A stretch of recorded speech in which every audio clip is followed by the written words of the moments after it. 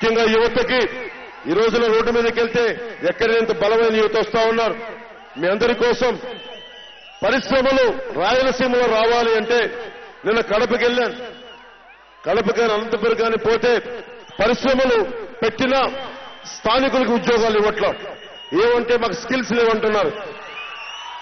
పోనీ కడపలో కొన్ని పరిశ్రమలు పెడతా ఉంటే మాకు ఎంత ఓటాలు ఇస్తారని చెప్పి పారిశ్రామికవేత్తలు భయపెడతా ఉన్నారు. ఇది జనసేన ప్రభుత్వం రాగానే పారిశ్రామికవేత్తలకి అనుకూలంగా ఉండి భయం లేకుండా ఉండే వాతావరణాన్ని రాయలసీమ మొత్తం మీద జనసేన ప్రభుత్వం నేను బాధ్యత తీసుకొని పారిశ్రామికవేత్తలు ఇక్కడికి వచ్చి పరిశ్రమలు పెట్టే బాధ్యతను తీసుకుంటాం. పరిశ్రమలు రాకపోతే ప్రభుత్వ ఉద్యోగాలు సరిపోవు. పరిశ్రమలు రావాలి.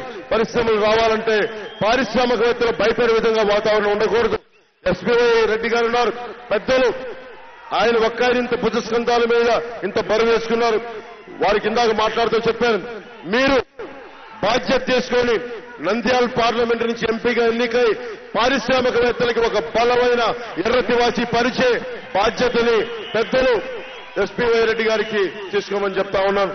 దాదాపు 953 మంది మాకు అవుట్సోర్సింగ్ స్టాఫ్ నీటిపారుదల శాఖ యందు వారికి ఉద్యోగాలు ఇచ్చారు. కానీ వారికి పోస్టులు పర్మనెంట్ చేయలేదని చెప్తా ఉన్నారు.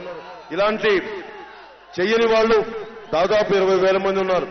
వీటిని మానవతా దృష్టితో పరిశీలించి నిజంగా ఎక్కడ బలమైన ఎక్కువ సంవత్సరాల నుండి ఈ అవుట్సోర్సింగ్ పద్ధతిని సాధ్యమైనంత మేరకు తగ్గించి పర్మనెంట్ చేసే బాధ్యతని జనసేన ప్రభుత్వం తీసుకుంటుంది. మన ప్రతి మండలానికి నందికొట్కూరులోని ప్రతి మండలానికి ఒక డిగ్రీ కాలేజ్ ఉండేలాగా, ఒక పాలిటెక్నిక్ కాలేజ్ ఉండేలాగా, ఒక స్కిల్ డెవలప్మెంట్ సెంటర్ ఉండేలాగా వచ్చిన 18 నెలల్లో ప్రతి చోట పెట్టి చూపిస్తాం. For more updates, please subscribe 99 TV Telugu.